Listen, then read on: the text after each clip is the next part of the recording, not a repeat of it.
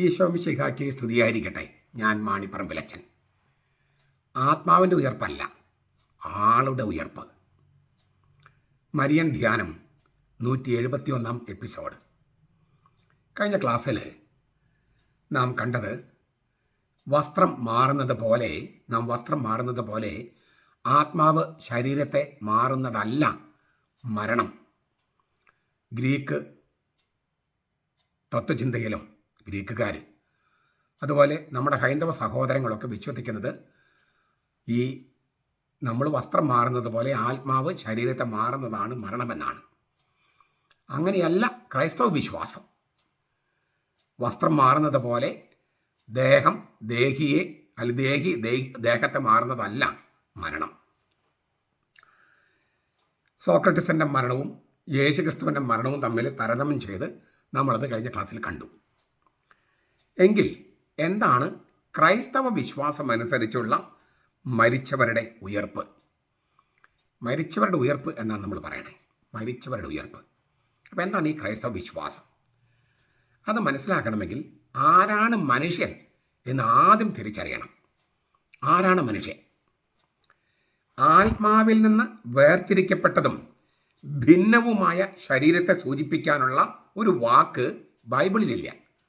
ഞാൻ ആവർത്തിക്കുകയാണ്. ഇച്ചിരി നമ്മൾ കേട്ട് പരിചയത്തിൽ നിന്ന് വ്യത്യസ്തമായ ഒരാശയമാണ്, അല്ലെങ്കിൽ ആൾക്കാർ തെറ്റിദ്ധരിച്ചിട്ടാണ് പഠിപ്പിക്കുന്നത്. ഞാൻ പഠിപ്പിക്കുന്നതാണ് കത്തോലിക്ക വിശ്വാസം.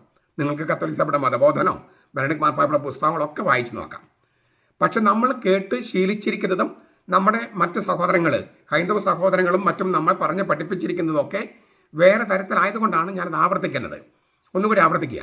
ആത്മാവിൽ നിന്ന് ഭിന്നമായത്, വേർതിരിക്കപ്പെട്ടത്, അങ്ങനെ ഒരു ശരീരത്തെ സൂചിപ്പിക്കുന്ന വാക്ക്, അതിനുള്ള വാക്ക് ബൈബിളിലില്ല. ബൈബിളിൽ ആത്മാവ് എന്ന വാക്കിനർത്ഥം ശരീരമുള്ള മനുഷ്യൻ എന്നാണ്. ബൈബിളിൽ ആത്മാവ് എന്ന വാക്ക് ഉപയോഗിച്ചിട്ടുണ്ടെങ്കിൽ അതിനർത്ഥം ശരീരമുള്ള മനുഷ്യൻ, ശരീരത്തിൽ നിന്ന് വേർതിരിക്കപ്പെട്ട ഒരു ആത്മാവ്. അങ്ങനെ അർത്ഥമില്ല. ശരീരമുള്ള മനുഷ്യനെയാണ് ആത്മാവെന്ന് പറയണേ.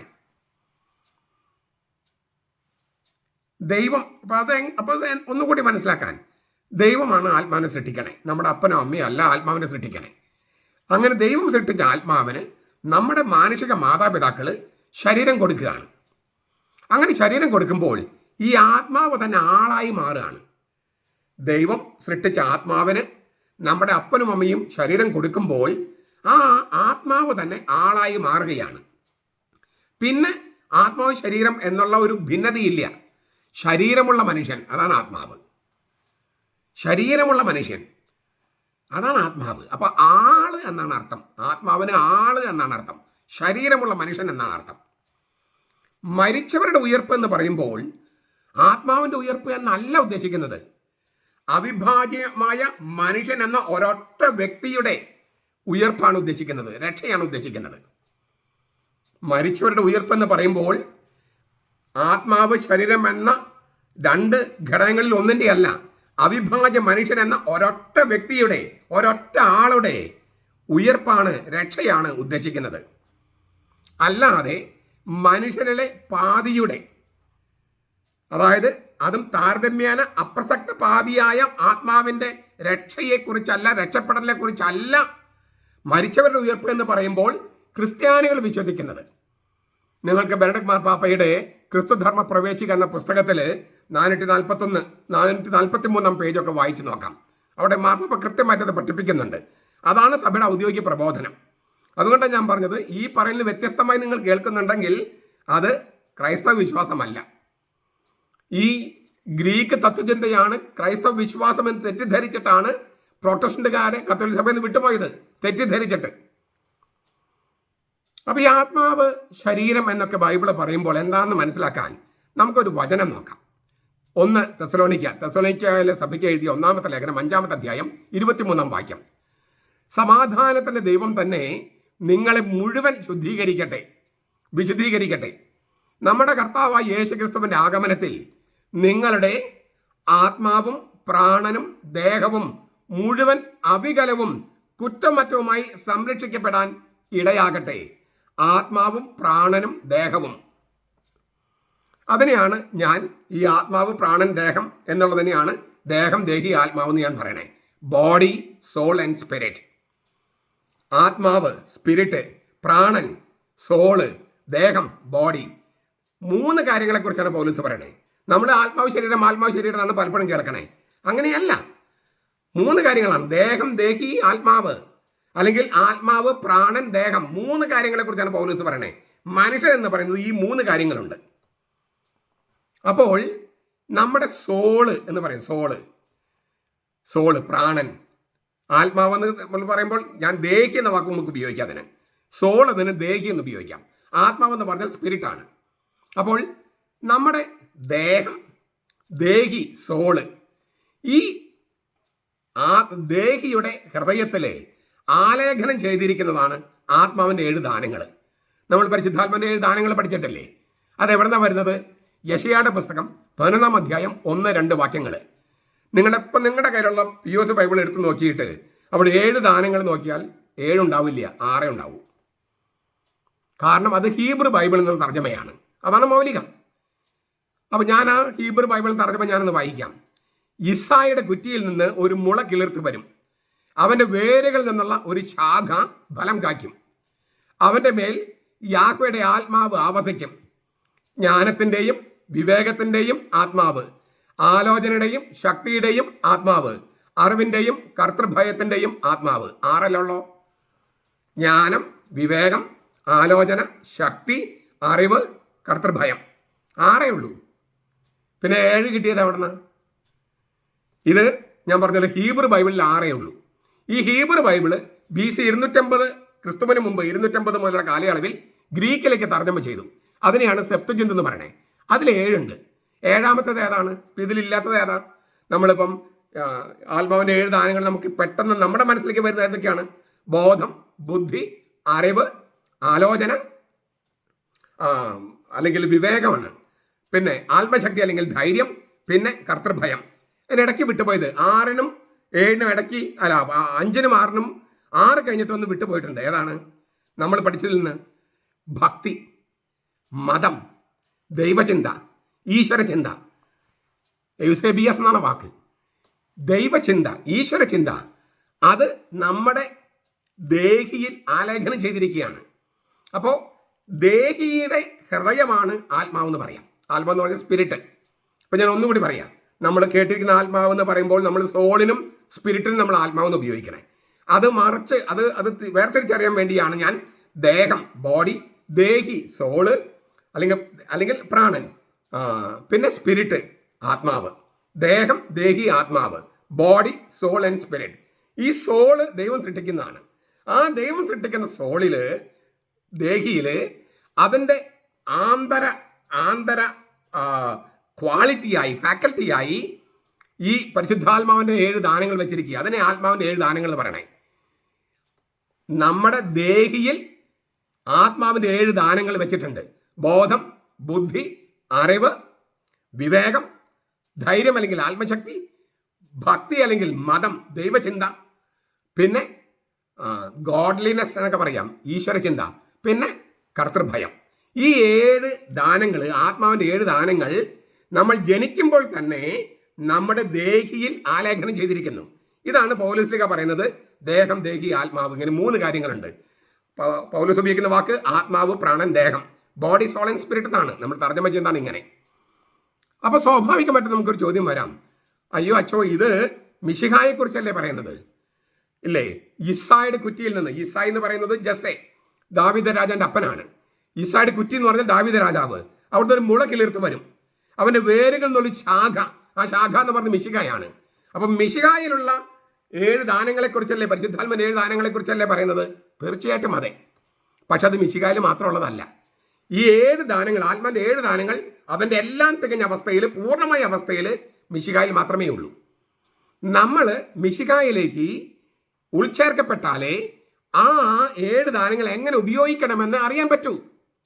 ഒരു ഉദാഹരണം പറയാം. പശു ദൈവമാണെന്ന് കുറേ ആളുകൾ വിശ്വസിക്കുന്നു.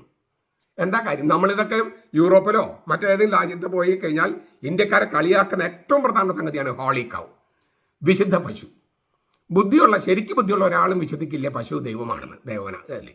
പക്ഷേ എന്തുമാത്രം കൊലപാതകങ്ങളാണ് ഈ പശുപാലകന്മാരും പറഞ്ഞിട്ടും പശു സംരക്ഷകരെന്ന് പറഞ്ഞ് നടക്കണേ, ദൈവമാണെന്നും പറഞ്ഞ് നടക്കണേ. എന്താണ് അവരുടെ ബോധത്തിനും ബുദ്ധിക്കുള്ള കുഴപ്പം? ലോകത്തുള്ള സകലർക്കും അറിയാം പശു ദൈവമല്ലെന്ന്. പക്ഷേ അവരുടെ ബോധം അങ്ങോട്ട് മനസ്സിലായിട്ടില്ലേ. കാരണം യേശുക്രിസ്തുവിലുള്ള ഈ പരിശുദ്ധാത്മാവിൻ്റെ ദാനങ്ങളുടെ പൂർണ്ണതയുള്ള യേശുവിൻ്റെ ജ്ഞാനത്താൽ, ബോധത്താൽ, ബുദ്ധിയാൽ അവർ പ്രകാശിതരായിട്ടില്ല. അതുപോലെ തന്നെ മർക്കോസിന്റെ സുവിശേഷം 7-ാമത്തെ അധ്യായത്തിൽ കർത്താവ് യേശു മിശിഹ പറയുന്നുണ്ട്, വായിലേക്ക് പോകുന്നതല്ല, വായിൽ നിന്ന് പുറത്തേക്ക് വരുന്നേ മനുഷ്യനെ അശുദ്ധനാക്കൂ. വായിൽ നിന്ന് പുറത്തേക്ക് വരുന്നേ മനുഷ്യനെ അശുദ്ധനാക്കൂ. എന്നിട്ട് കർത്താവ് അവിടെ തന്നെ പ്രഖ്യാപിക്കുന്നുണ്ട്, എല്ലാ ഭക്ഷണ പദാർത്ഥങ്ങളും ശുദ്ധമാണ്. എന്നിട്ടും പോർക്ക് കഴിക്കാൻ പറ്റില്ലെന്ന് കുറച്ച് കൂട്ടർ പറയണം. എന്താ കാര്യം? ക്രിസ്തുവിന്റെ വെളിച്ചത്താൽ, ക്രിസ്തുവിന്റെ ബോധത്താൽ, ക്രിസ്തുവിന്റെ ബുദ്ധിയാൽ, ക്രിസ്തുവിന്റെ ജ്ഞാനത്താൽ അവർ പ്രകാശിതരായിട്ടില്ല. അപ്പോൾ ഉള്ളിലേക്ക് പോകുന്നത് മനുഷ്യൻ അശുദ്ധനാക്കുമെന്ന് വിചാരിച്ചിട്ടാണ് ഹലാൽ ഭക്ഷണം ഒക്കെ നടക്കണേ. വാസ്തവത്തിൽ ഇതൊന്നും ഇല്ലേ, ഹൈജീൻ എന്നൊക്കെ അവർ പ്രചരിപ്പിക്കുകയാണ്. ഒന്നുമല്ല, ഇത് വെറും കച്ചവടമാണ്, ലോകം പിടിച്ചടക്കാനുള്ള ശ്രമമാണ്, അതിന് മതത്തിന്റെ കളർ കൂട്ടുകയാണ്. അപ്പൊ യേശു പറഞ്ഞ വചനങ്ങളാൽ അവര് ബോധദീപ്തരാകാത്തത് കൊണ്ടാണ് അങ്ങനെയൊക്കെ ചിന്തിക്കുന്നത്.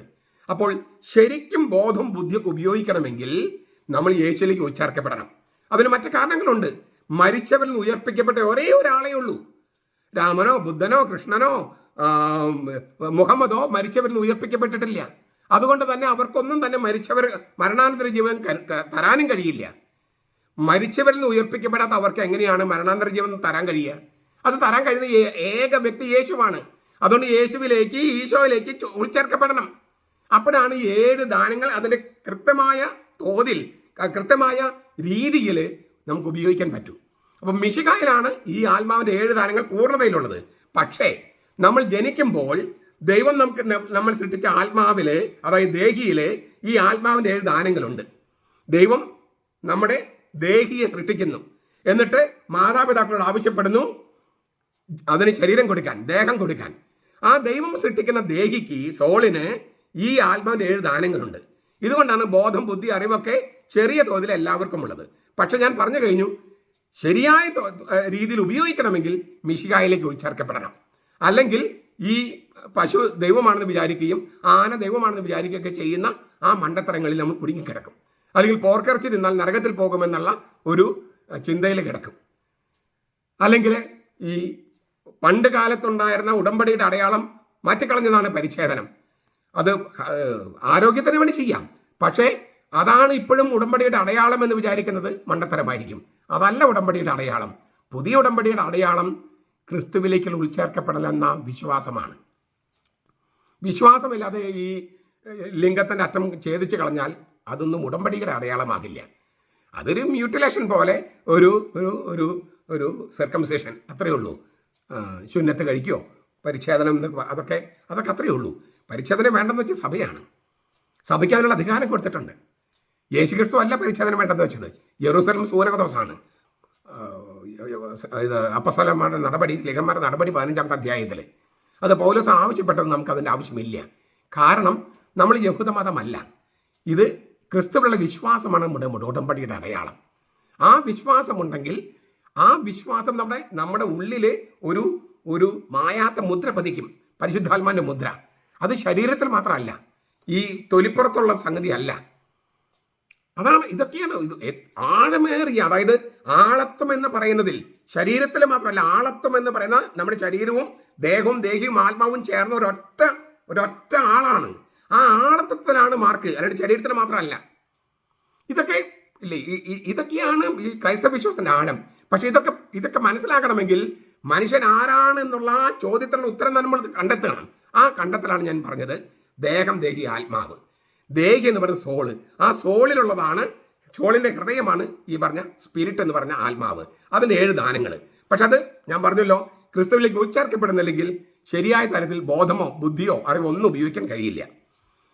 ചുരുക്കത്തിൽ ബൈബിൾ ഉപയോഗിക്കുന്നത്, മനുഷ്യൻ ആരാണെന്ന് പറയുന്നത് ഉപയോഗിക്കുന്നത് 3 വാക്കുകളാണ്: ദേഹം, ദേഹി, ആത്മാവ്. Body, soul and spirit.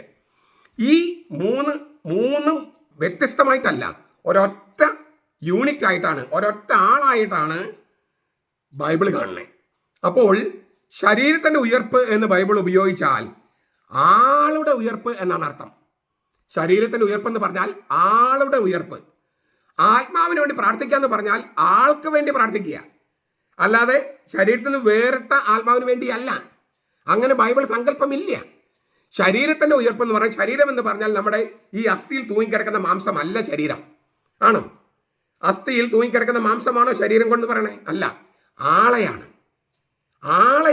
ശരീരം കൊണ്ട് ഉദ്ദേശിക്കുന്നത്.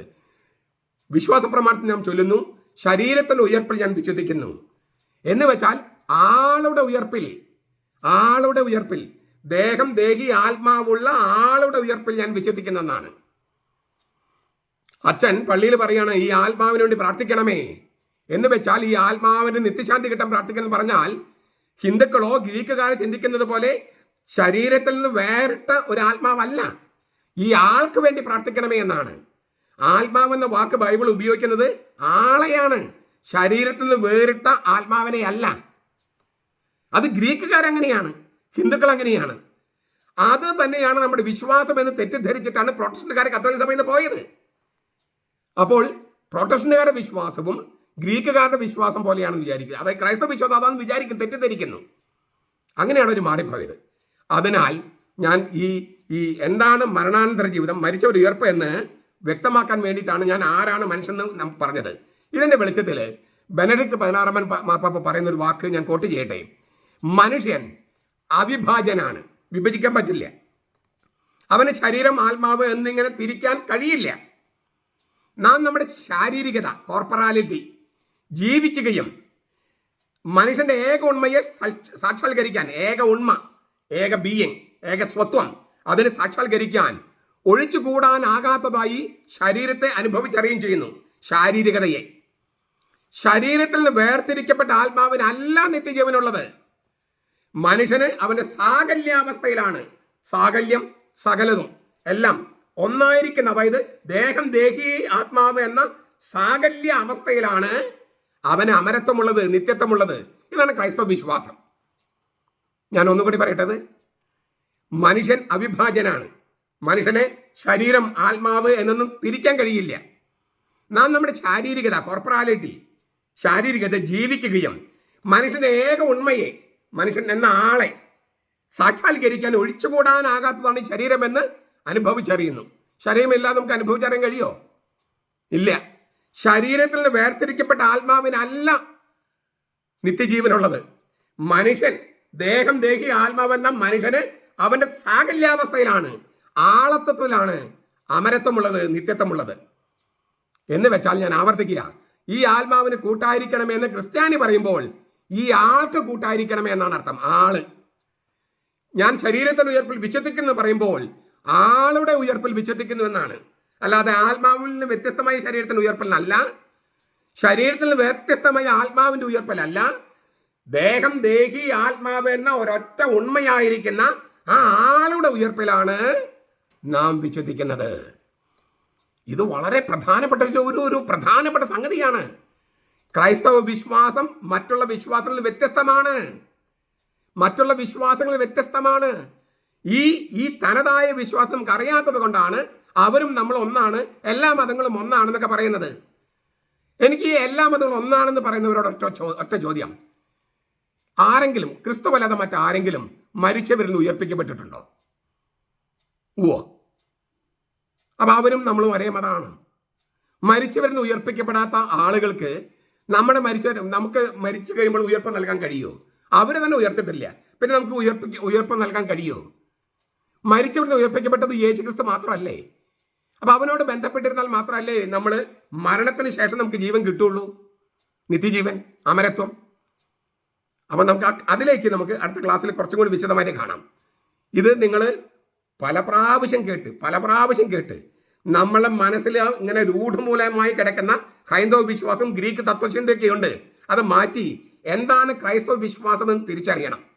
ഇത്രയും തിരിച്ചറിഞ്ഞാൽ മറ്റൊരുപാട് കാര്യങ്ങൾക്ക് ഉത്തരം കിട്ടും. അപ്പോൾ മരിച്ചവർക്ക് വേണ്ടി പ്രാർത്ഥിക്കാന്ന് പറഞ്ഞാൽ നമ്മളിലും വേർപെട്ടു പോയ ആളുകൾക്ക് വേണ്ടി പ്രാർത്ഥിക്കാൻ അർത്ഥം. അവർ ആത്മാവിന് വേണ്ടി മാത്രമല്ല, ശരീരത്തിന് വേണ്ടി മാത്രമല്ല, മറിച്ച് ദേഹം, ദേഹി, ആത്മാവ് എന്ന ബോഡി, സോൾ ആൻഡ് സ്പിരിറ്റ് എന്ന് പറയുന്ന ആളുടെ സാകല്യാവസ്ഥയ്ക്ക് ആ സാകല്യാവസ്ഥയിലാണ് അവർക്ക് അമരത്വമുള്ളതും നിത്യത്വമുള്ളതും അങ്ങനെ ഉണ്ടായില്ലെങ്കിൽ അവർക്ക് കിട്ടാൻ വേണ്ടിയാണ് നമ്മൾ പ്രാർത്ഥിക്കുന്നത്. ആളുടെ ഉയർപ്പിലാണ് നമ്മൾ വിശ്വസിക്കുന്നത്, ആത്മാവിൻ്റെ ഉയർപ്പിലല്ല. ഇത് നിങ്ങൾ ആഴത്തിൽ പഠിച്ച് മറ്റുള്ളവർ പങ്കുവെച്ച്, ചിലപ്പോൾ നമ്മുടെ അച്ഛന്മാർക്ക് അറിയണമെന്നില്ല, എല്ലാ അച്ഛന്മാർക്ക് അറിയണമെന്നില്ല, കുറച്ച് പഠിച്ചത് കൊണ്ട് മാത്രം അറിയില്ല. അപ്പോൾ അതുകൊണ്ട് നിങ്ങൾക്ക് ബോധ്യം വരാനായിട്ട് അച്ഛന്മാർ നിങ്ങളുടെ ഫ്രണ്ട്സ് ഉണ്ടെങ്കിൽ അവർക്ക് കൊടുത്തിട്ട് ഇതാണ് കത്തോലിക്ക സഭ പഠിപ്പിക്കുന്നത്. അതുകൊണ്ട് ഞാൻ മെരണ പാപ്പാബി കോട്ട് ചെയ്തത്. നിങ്ങൾക്ക് വേണമെങ്കിൽ കത്തോലിക്ക സഭയുടെ മതബോധനം കോട്ട് ചെയ്ത് പറയുകയും ചെയ്യാം. ഇതാണ് ക്രൈസ്തവ വിശ്വാസമെന്ന് പെന്തക്കോസ്തക്കാരോടും യഹോവസാക്ഷികളോടും ദൈവസഭക്കാരോടും കൃഷ്ണ ഡെൽഫിൻസിനോടും ഒക്കെ പറയണം, പ്രോട്ടസ്റ്റന്റുകാരോട് പറയണം, പിന്നെ നമ്മുടെ ഹൈന്ദവ സഹോദരന്മാരോടും മുസ്ലിം സഹോദരന്മാരോടും പറയണം. നിങ്ങളുടെ വിശ്വാസം വേറെയാണ്, ഞങ്ങളുടെ വിശ്വാസം വേറെയാണ്. നിങ്ങളുടെ വിശ്വാസം ഞങ്ങൾ എതിർക്കുന്നൊന്നുമില്ല, പക്ഷെ ഞങ്ങളുടെ വിശ്വാസത്തിൻ്റെ അത്രയും വരില്ല നിങ്ങളുടേത്. അതിന് കാരണം ഞാൻ പറഞ്ഞു കഴിഞ്ഞു, ക്രിസ്തു വല്ലത് മറ്റൊരാളും ഉയർപ്പിക്കപ്പെട്ടിട്ടില്ല. അതുകൊണ്ട് തന്നെ മരിച്ചവർക്ക് ഉയർപ്പുണ്ടെങ്കിൽ അത് ഈ മരിച്ചവരിൽ ഉയർപ്പിക്കപ്പെട്ട ക്രിസ്തുവിന് മാത്രം നൽകാൻ കഴിയുന്നതാണ്. അതാണ് ഞങ്ങളുടെ വിശ്വാസം. അത് നമ്മൾ കൃത്യമായിട്ട് പറയണം. അവർ എതിർക്കാതിരിക്കുക ചെയ്തോട്ടെ, അത് അവരുടെ വീക്ഷണം. നമുക്ക് നമ്മുടെ കാര്യം പറയാലോ. അപ്പോൾ ഇത് പ്രാർത്ഥിക്കുക മാത്രമല്ല, വിശ്വാസം ഏറ്റുപറയുകയും വേണം. അതാണ് നമ്മൾ പ്രാർത്ഥനയിൽ നമ്മൾ ആഴപ്പെട്ട് വിശ്വാസം ഏറ്റുപറയുകയാണ്. ഈ ജപമാലയിൽ നമ്മൾ ഓരോ ഡെക്കഡ് കഴിയുമ്പോൾ നമ്മൾ പ്രാർത്ഥിക്കുകയാണ്, മരിച്ചവർക്ക് വേണ്ടി പ്രാർത്ഥിക്കുക. അത് അത്രയും പ്രധാനപ്പെട്ട വിശ്വാസമായതുകൊണ്ടല്ലേ. കാരണം മരിച്ചവരിൽ ഉയർപ്പിക്കപ്പെട്ട കർത്താവിൻ്റെ മുമ്പിൽ പരിശുദ്ധ കന്യകാമറിയം ഉടലോടെ സ്വർഗത്തിലേക്ക് എടുക്കപ്പെട്ട പരിശുദ്ധ കന്യകാമറിയത്തോട് ചേർന്ന് നമ്മൾ പ്രാർത്ഥിക്കുകയാണ് ഈശോയുടെ ജീവിതത്തിലെ രഹസ്യങ്ങൾ. ഈ 20 രഹസ്യങ്ങളും അങ്ങനെയല്ലേ, ഈശോയുടെ ജീവിതത്തിലെ രഹസ്യങ്ങളാണ്, രക്ഷാകര രഹസ്യങ്ങൾ. നമ്മെ രക്ഷിച്ച ക്രിസ്തുവിനെ കുറിച്ച്, അവൻ്റെ രക്ഷാകര പ്രവൃത്തിയെക്കുറിച്ച് മറിയത്തോടൊപ്പം ഇരുന്ന് ധ്യാനിക്കുകയാണ്. അപ്പം മരിച്ചവരെ ഉയർപ്പ് എന്ന് പറയുന്നത് വളരെ പ്രധാനപ്പെട്ട സംഗതിയാണ്. അത് നൽകാൻ കഴിവുള്ളവനോട്, ആ കഴിവുള്ളവൻ്റെ അമ്മയോട് ചേർന്ന് പ്രാർത്ഥിക്കുകയാണ്. ഇതിനേക്കാൾ ഗംഭീരമായൊരു പ്രാർത്ഥനയുണ്ടോ? അതിനാൽ ഞാൻ ആവർത്തിക്കുകയാണ്, ഇത് കേട്ട് നമ്മൾ രൂഢമൂലം, നമ്മുടെ മനസ്സിൽ രൂഢമൂലമാക്കി, നമ്മുടെ വിശ്വാസം നിരന്തരമാക്കി ആ വിശ്വാസം ഏറ്റു പറഞ്ഞുകൊണ്ടിരിക്കണം. അപ്പോൾ നമുക്ക് ഞാനിത് പലപ്പോഴും പറഞ്ഞിട്ടുണ്ട്, പക്ഷെ ഇനിയും പറയേണ്ടതുണ്ട്. കാരണം ആഴത്തിൽ വേരോടിരിക്കുന്ന തെറ്റിദ്ധാരണയാണ്, മറ്റ് മതങ്ങളിൽ വിശ്വാസമാണ്. അത് നമ്മൾ തിരുത്തേണ്ടതുണ്ട്. അവരെ നമ്മൾ കുറ്റപ്പെടുത്താനൊന്നുമില്ല, പക്ഷെ നമ്മുടെ വിശ്വാസത്തിൻ്റെ ശ്രേഷ്ഠത നമ്മൾ പറയേണ്ടതുണ്ട്. നമ്മുടെ കർത്താവ് യേശു മിശിഹായുടെ കൃപയും പിതാവായ ദൈവത്തിൻ്റെ സ്നേഹവും പരിശുദ്ധാത്മാവിൻ്റെ സഹവാസവും നാം എല്ലാവരോടും കൂടി ഉണ്ടായിരിക്കട്ടെ, ഇപ്പോഴും എപ്പോഴും എന്നേക്കും. ആമേൻ.